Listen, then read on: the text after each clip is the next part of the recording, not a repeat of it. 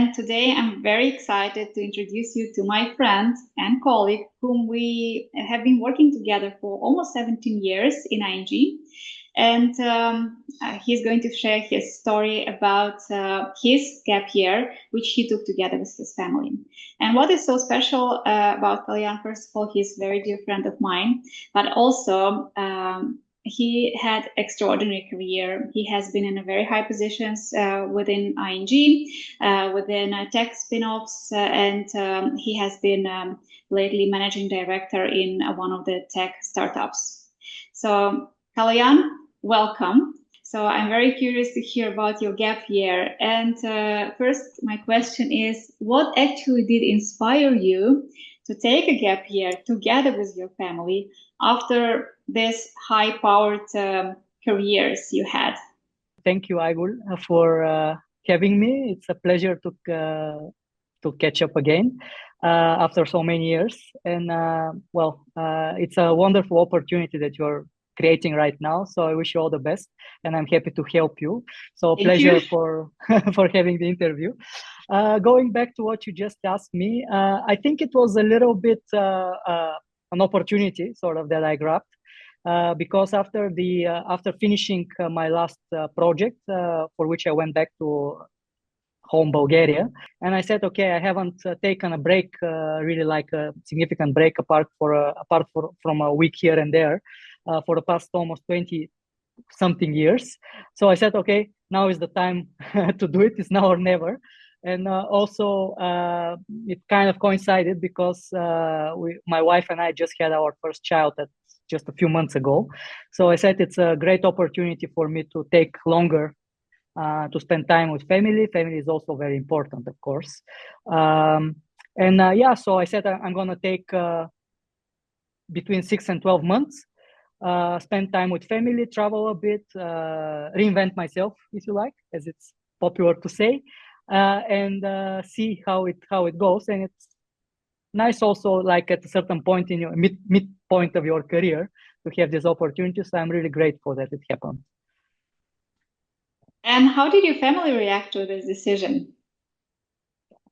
I think my wife really liked it because for her it was an opportunity. We were always talking about it, to travel a bit. We went to Asia for a month and also spent more time together. I hope I was helpful with the baby and all. So I think she really liked it. So when we discussed it, she was like, "Oh, yeah, it's a nice thing, you know." So she was really happy with it. Yeah. Yeah, that's a really big step, isn't it? And also very brave step to make. What biggest challenges did you face with making this decision with a young child, and with how did you manage everything? How did you prepare? Yeah, preparing, I actually, since I'm working in risk management, I've been always doing the preparation, at least financially, for this. So it was not a problem. It's my first child, so honestly, about the child part, I didn't really know.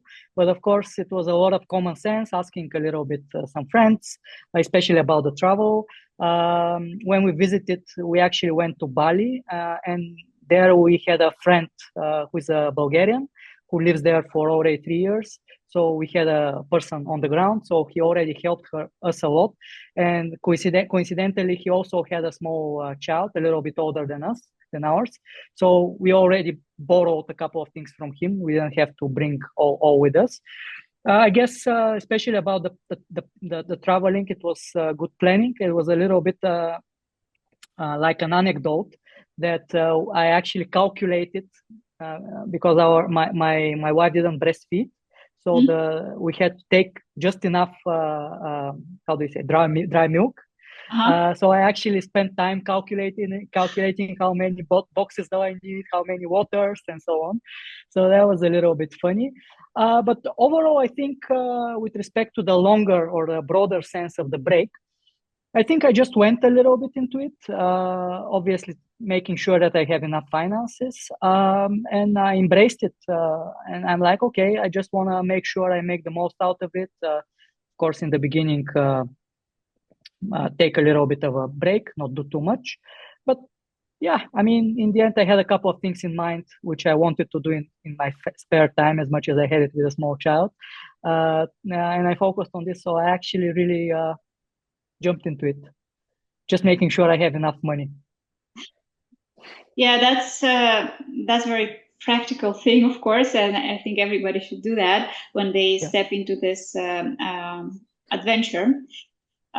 Different question. I saw you evolving from a risk manager role to CRO, and now you have been also managing director in that startup. How did this experience influence your professional identity, your long-term career goals? That's a very good question.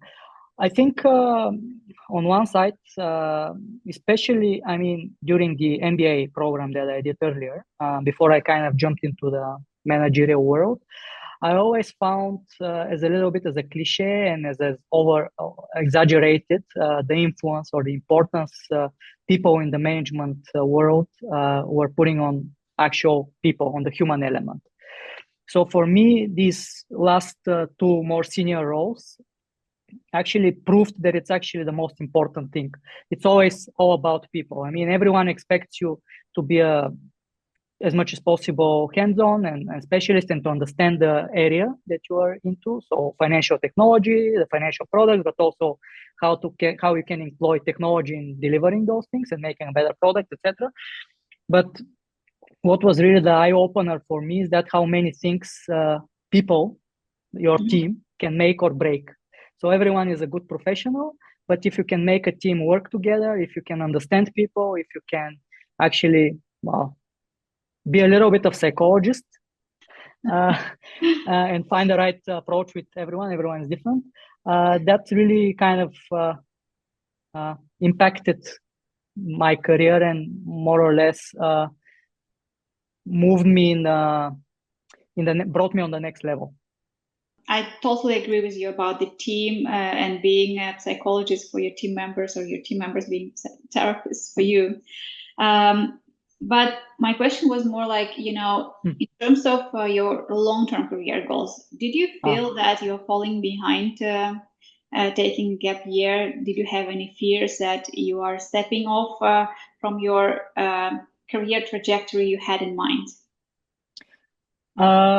Yeah, in a way, yes, of course, because it's something that I haven't done before, and as everything new, I was already a bit. How long should it be? What does it mean for me? How I will be able later on to find the right opportunity, etc. But on the other side, I think it was also depends on how you make use of the time. Of course, if you just spend a year laying on the beach, it can be very pleasant probably, but it's not gonna help you. So I guess it's as everything in life, you have to balance it and you have to throw into it ingredients to kind of prepare for the next step, to consider it, to think it through. And in this respect, when you all first already mentioned about your idea, I thought, wow, that's something really good and helpful, because everyone, as much as they think about it and try to plan it, etc., needs a side opinion, somebody who can kind of guide them through it. So for me, it was challenging, but also it was the right step to do, in the sense that it gave me the time to step aside, to sit down and think about what's next. So I think overall it was good, and of course it was challenging to accept it. Change is always, again, cliche, but stepping out of your comfort zone and those kind of things, difficult. But it's so all in all, what I'm trying to say is that people, maybe it's a little bit too early in the conversation for these kind of conclusions, but just to put it already there, if you have the opportunity to do it, I think it will be all beneficial. And so it's like an investment. It's good to do it right, and then you can get the benefits from it. If you just spend it on the beach, maybe it will be relaxing, but you'll not make most of it. Right. Well, you have been always a very hard worker, right? Especially, how can you be different if you're working for a startup? But did this experience of a gap year change something in your work-life balance, because you have been there actually with a small child. That's very treasured moment of every parent when you can spend a lot of time with your child, with your partner. How did you develop any new habits, new routines during the gap year? The habit of not sleeping initially. Of course. But everyone who has a child knows that. Well, I think something which helped me a lot, having a child experience, is actually, so you have to be there. Doesn't matter if you have a headache or if you have a injured leg or whatever. It's something that you have to always wake up in the morning, be there for your child, etc. So that kind of also helped me realize that if you really want something, and obviously for my wife, this was something really cherished and wanted, you have to put down the work. And it's a different perspective, because in the past you kindly mentioned that I was always a hard worker, but it was not something. So the whole, if you mix the career goals and having a family that is you are responsible for, it gives you additional motivation. Again, probably something that you hear people talking a lot. But for me, this period of time and the ability to spend time with family was the first-hand experience. So it doesn't matter how many people you have heard saying this. The moment you experience it, you really understand it. And yeah, so that helped me a lot to be more motivated, if you like, for next steps. Can you share if there were anything, anything you did not expect during this gap year? Anything surprised you personally or professionally? In all honesty, I didn't expect, because right now in Europe is a little bit more challenging economic situation. So I didn't expect that once I decided to go back to active job hunting and searching, that it would be not that easy initially. And kind of the balance between supply and demand of workforce has shifted unexpectedly, because when I left, let's say, for my last position, it was completely the opposite. People were really actively hiring you, and right now it's the other way around. So that was a bit what surprised me. So the timing of deciding to stop with the gap year, and I guess if I have to go back and think about how to do it, of course you don't have a crystal ball and you never know how things will go with the economy. Do you have a bit of a plan B? I mean, if it takes longer and your primary idea is to reintegrate into corporate life, whether it's a startup or not, to work for somebody, to have a plan B. And I kind of a bit underestimated that. So I really kind of spent more time than I expected to find a better the next step. But yet, I know that, from our previous conversations, that even though you say that, some expectations are different, were not met exactly like you expected, that's always the case in life, isn't it? Do you feel different from what you have been a year ago before the gap year, in terms of your confidence of finding the right thing for you, trusting the world, or what has changed now? Yeah, confidence. It's a good question. I cannot say really that I feel more confident, because in the past I think I didn't lack, but it more gave me a direction and a reason. So the whole family thing, first of all, gave me the direction and the best reason to continue and to be more successful, etc. But also the gap year really gives you this time to stop and think and strategize the next move. Because if you do it while you're on the move, so basically if you are jumping from one job to the other without too much of a break in between, maybe you're missing a good opportunity. Maybe you are. So this gives me the time to consider.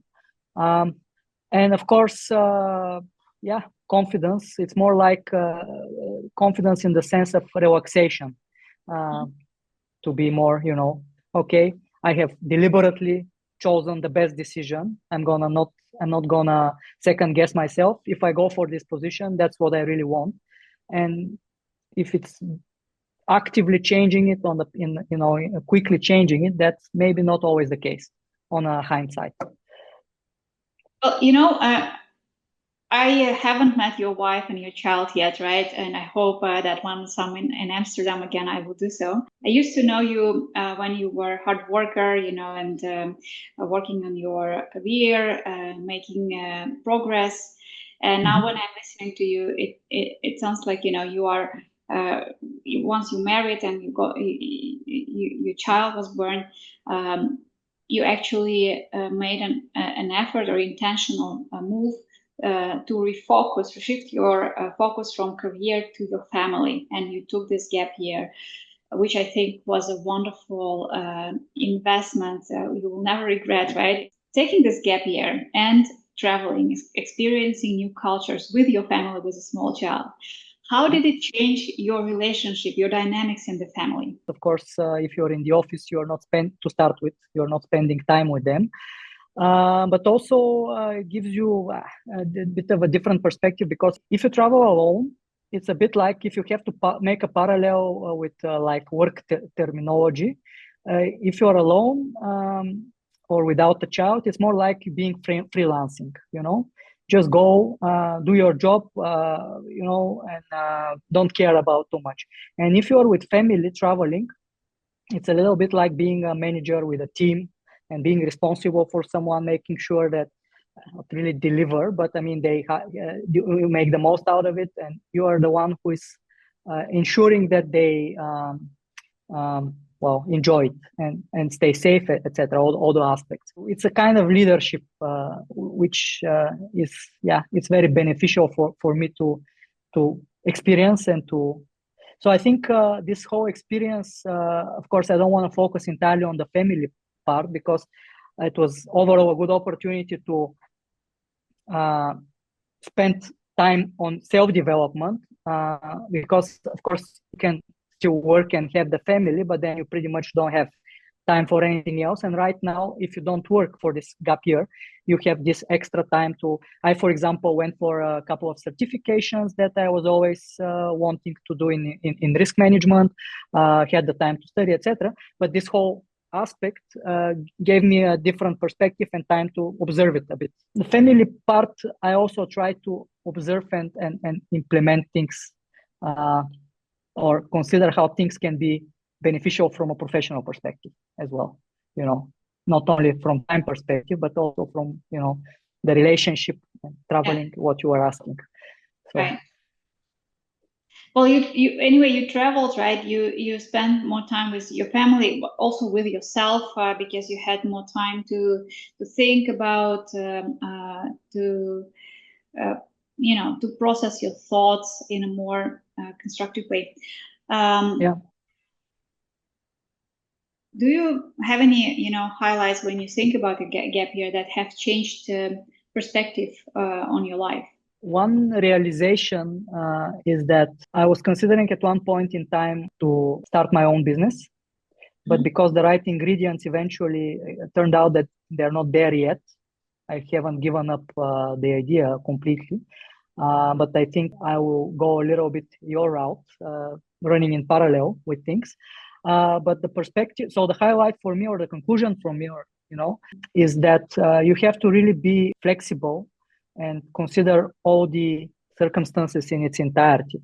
So, of course, if you really want something strong, you can consider everything else secondary, disregard it, and really go and jump into it.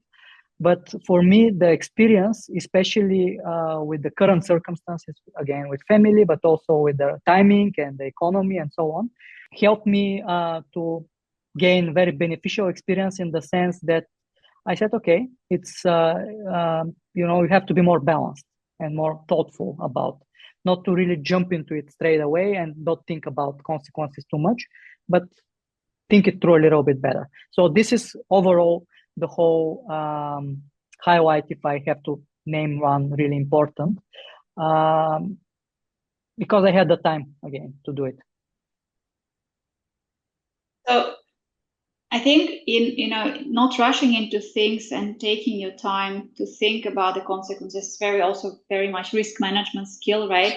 Do you think you have developed other skills which will be beneficial for your future?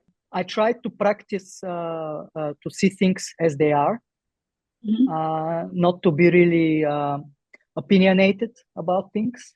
And because there are a number of occasions where you would think, yeah, this is probably not my most favorite outcome, but because of how things work out and how things change, etc., it turns out that this will actually realize, and something else which you haven't really thought of will not. Of course, it's again, it's about risk management, etc., not to put your eggs in the one basket, but also to plan and to have different options as much as possible. So create options. That's a bit the skill that, if I have to summarize it in one sentence, try to create as many options as possible, because these options will be invaluable for you.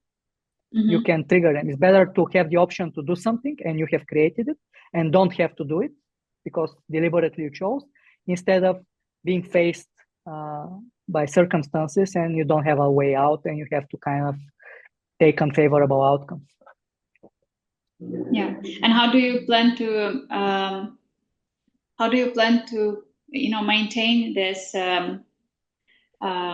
newly learned skills, not only what you just said, but also about work-life balance, your family? Do you think there is a risk of that you will just jump into your role again and the family will be no longer number one in your life? Do you have such fears, and or are you confident that you will maintain your focus, your right focus in your life? If I have to be honest, it's a challenge, obviously, but it's one that you can hopefully actively manage if you take the right steps. In terms of, it sounds better, it sounds easier than it's done probably, but I guess if you focus on the real priorities, and there is always activities that can occupy your agenda, and so if you make the family priority and say, okay, I'm really gonna try to work smart and still achieve goals, set realistic goals, achieve them, etc., but like really to improve your efficiency, but reserve the time for family. So don't allow too many times, because of course here and there it will happen that you have to stay late or miss a weekend or something, but don't allow it, or I plan not to allow it to become like a habit. It's easily sucking you in. It could easily suck you in. So yeah, again, to keep it as a priority, just a few main priorities in life, go for it, and everything else is like either delegate or skip or whatever, but if it's not a priority, don't do it. And keep it really neat, the list of priorities. Well, you have spent your time on a very beautiful island, right? It's Bali. Can you tell us more about it? What did you like about it? And just, there are many people who haven't ever been to Bali. Well, to start with, my wife, actually, she's a psychologist, but also she's a yoga instructor. So she was in love with Bali already, because just around the time when we met and started dating, she just came back from her first visit. So she's been there twice and I only once. Lucky her. So she already knew a lot about the place and had a plan. And so we already wanted to go there for a while. So once going there, I think what really struck me was obviously the nature, and everything is clear to everyone. But the people are quite different. They are very, very relaxed. The Balinese people, they are very different than the rest of the Indonesian people. I have to admit, I don't really know too many Indonesians, but I've met a few, and I think my impression is that the people, they're really polite and very deeply religious, but not in the sense that it's so that was a really positive experience. I mean, not in the sense that they're like some sort of zealots or something and spend all the time praying and all, but it's like internalizing it. It's like the really the foundation of religion, all the good qualities that you have to have now: helping others, loving people, loving life, appreciating nature, etc. These people live it. Actually, Bali's nickname is the island of the gods, because what really struck I didn't me, know that. It's yeah, beautiful. that's the sort of the name that they call it, and it's called because not because there is too many gods, but because actually there are amazing amount of temples there. It's crazy. So on one side you have the, let's say, the let's call them government temples. So the government temples. You have the municipal. So in the area you have such temples. But actually every single Balinese household has its own in-house temple, small one. Oh. But there is something there always. So that's why it's like religion plays a major role there, but without being in your face. So us as foreigners, obviously, and as people who were not really in that much into the culture. Of course, my wife is more. I'm not. I'm a Capricorn, so I'm a really practical guy, as you know me. But that really struck me, and it was in a very nice way made an impression. It's busy there, but it's pleasantly busy. So it's not that it's like in a huge megapolis like New York, Amsterdam, etc. It's not that there is this all the time. But on the other hand, it's like a lot of people, but you can feel a positive vibe around it. So that's what I really enjoyed. And we went to different places. We went to some very developed places. We went to nature. We spent a week in Ubud. That's in the middle of the island. We lived in a yoga retreat center where my wife had spent in the past camp, met the guru there, very interesting person. So met variety of people. So you can see very luxurious. So we spent time with Hiltons and all those famous hotel chains with extreme luxury, but also we lived like a very regular life and was both very enriching and nice. But overall, people keep connection with the nature, so that's the thing there. And we were attacked by monkeys, even. It's so funny, but they can be dangerous, actually. They can be dangerous. Feeling things, really, like, they can. Because we went on a walk, we went on foot, yeah. And like everyone, they drive these small motorcycles, motopeds, and we said, okay, it's a walking distance. Let's walk with the baby, with the stroller. And then there was this herd of monkeys, like 25, 30 monkeys that were really on the way. They attacked you? But they were like felt threatened because we were passing through their territory. So they became to, so we had to really like wait a bit and take a stick, and they got scared eventually. So we didn't really have a confrontation, but it was a bit of a adrenaline type of experience for us. I'm sure that your daughter and your wife will remember this experience forever, and I hope that you will have more amazing travel experiences. But you have also traveled a lot in your life, right? So you were born in Bulgaria, right? Then you lived in Amsterdam for many years. 7 years, right? And then you spent time in Bali. Maybe I can imagine that you have traveled around the globe, right? During your whole life. How do you think this experience has shaped you in who you are now? Experiencing different cultures, different people. Well, it helped me a lot to realize that we always are very subjective. Human beings are very subjective. Everyone looks through his own lens. But meeting different people and realizing that on one side there is a huge variety, diversity, very popular topic nowadays, equality and those things. But on the other side, we are not so different. And the differences are quite subtle. So you can actually, if you observe and if you're open to those, you will start noticing them, and that makes you a better manager, better professional, a better person overall. But the only way to do it, you cannot read it in a book. So I encourage people to set aside time to travel, because the only way to really experience it, understand it, and to internalize it is to have it firsthand.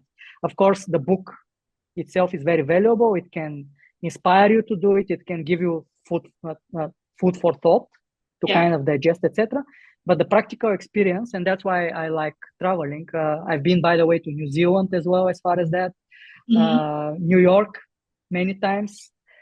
Different cultures help you to overcome this, subjective biases that you have, and ultimately helps you focus on the common topics that we have, and this what makes a good team, because it's all about doing things together in a team with your team manager, rather than thinking, yeah, I'm Bulgarian and look at that American, he's so weird, or look at that Dutch person, he's this and that. No. You basically help you to embrace difference in people, right, and appreciate it. That's wonderful. Yeah. You see it and it eventually disappears because you realize that we all have two hands, two legs, two eyes. So we're all people. So yeah, that's for me the real, of course, these corporate programs are very important, the diversity, inclusion, etc. But it's also theoretical. The way to do it is go out there, travel, meet people, talk to them, and, be careful, of course, but experience it. And have fun. And for that, you need time, of course. So if you can do a gap year, go for it. Talking about it, the going for it, what would be your advice for the people who are now contemplating taking a gap year, maybe with a family or by themselves? Especially those who are in high positions like you were before your gap year.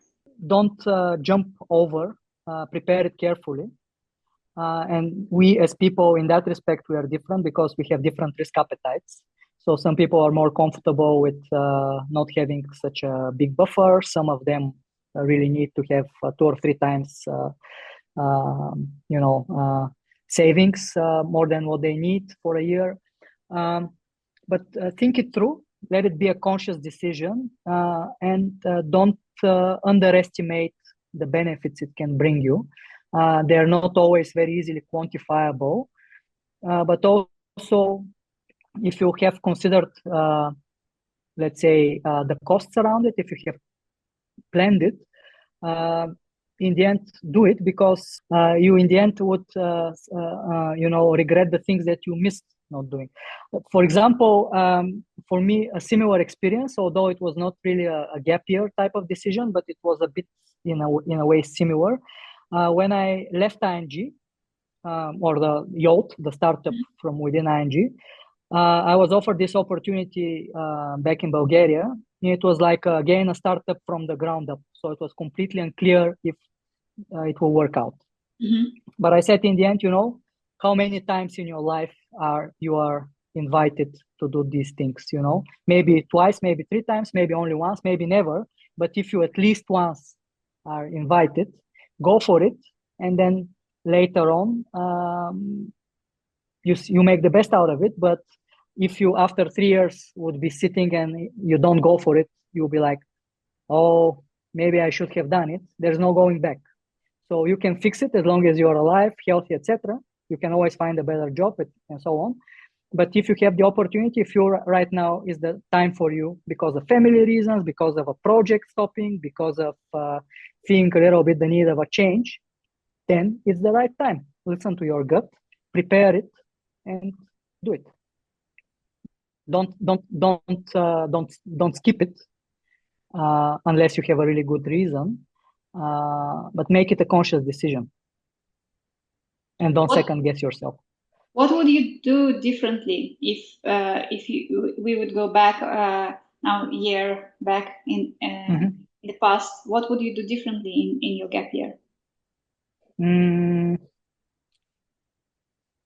Do more, even if it's on pro bono basis.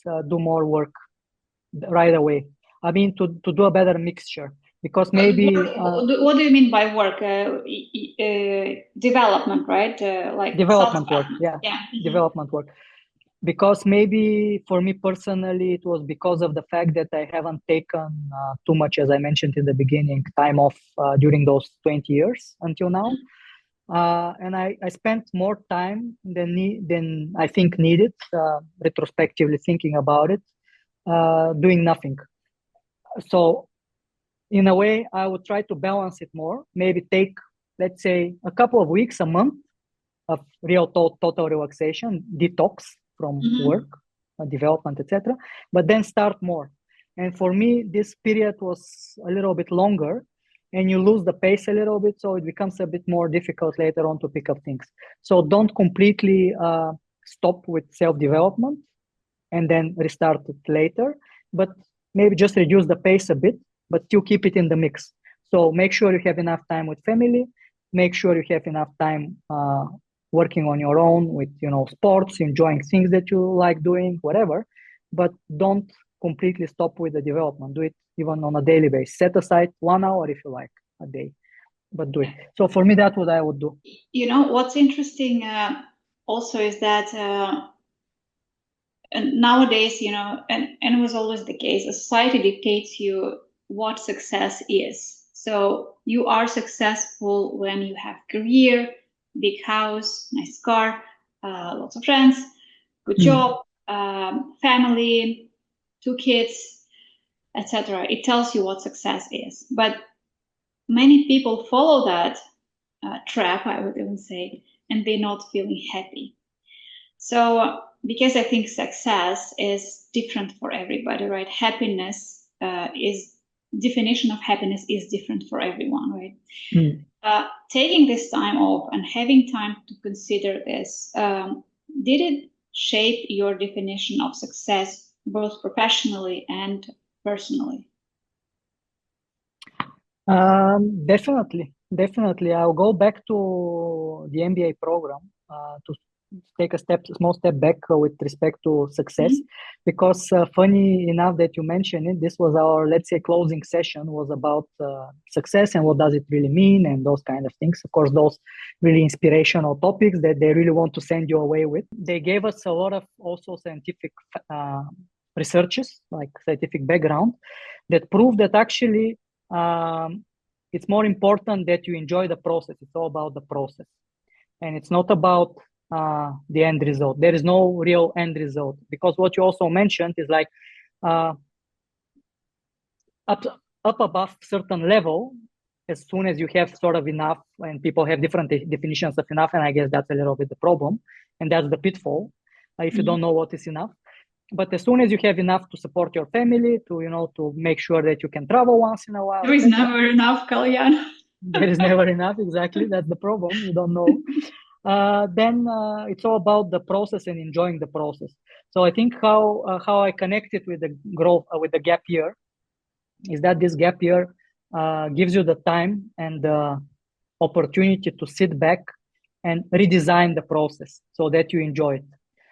Because in many cases, what I have observed now on hindsight, of course, throughout these previous 20 years that I was working all the time, is that you're so carried away sometimes with daily work, sometimes with more long-term strategic, but you're so preoccupied with performing as best as possible, you don't really have this time, and I mean more than just the evening with a glass of wine or whatever works for you, but like really a couple of weeks to switch off and think, meditate if you like. And this gap year provides with this opportunity. And that's what I also meant a little bit about the development part. Because as long as you are focusing on how can I make the process for the next 20 years more enjoyable, more something that I will feel happy with, and you are able to execute it, that's what is success. And of course, in the process, keeping yourself healthy, spending time with your family, etc., being balanced about it. And it's not going to be about targets like, okay, I want to make $1 billion or whatever. Yeah, you could have it somewhere in the horizon, but let's say the theory says, proven with some research, as I said, that it's all about the process and doing it right rather than the result. You have to keep the dot on the horizon, but it's not about reaching it, because the moment you reach it, you always want more and more and more. So it's all about how you do it. And for that, it's maybe not complete year. I don't know. For some, it could be 6 months. For some, it could be 2 years. But taking this time, setting it aside to plan how to do it, was for me very valuable, very relevant, timely. Yeah, it was a good moment to do it.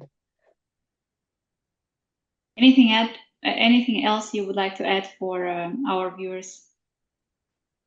I would like to encourage them to seriously consider it, because I can imagine that certain people who are interested in this but haven't decided to really seriously consider it. Because especially if people have different reasons to consider gap year. Maybe for some it happens, maybe some are really not happy with their current situation. But in the end, seriously give it a thought, and that's a nice tool to do it. It would be even better if you can have someone guide you, help you with that. But again, if you keep on doing the same things, you can never expect different results. So one way to break it and to change the status quo, especially if you are the type of person that you are not happy with how you have been so far, and you really want to do it differently, just go for it. Pull the plug, and yeah, you see what that maybe you'll be surprised positively from the results, and you always find your way back into professional development, and maybe even with unexpected positive outcomes. Yes, thank you so much, Kaloyan. And please visit growthyears.com, where we can help you to design your perfect growth year. We don't call it gap year because we really focus on the personal, professional growth during this experience. And our service is completely custom made for every new customer, and we also don't charge our customers for our service. So please visit our website, give us a call, and let's do it together. Thank you, Kaloyan. Thank you, Ago, and wish you all the best. Wonderful initiative, and thank you for having me. All the success. Thank you.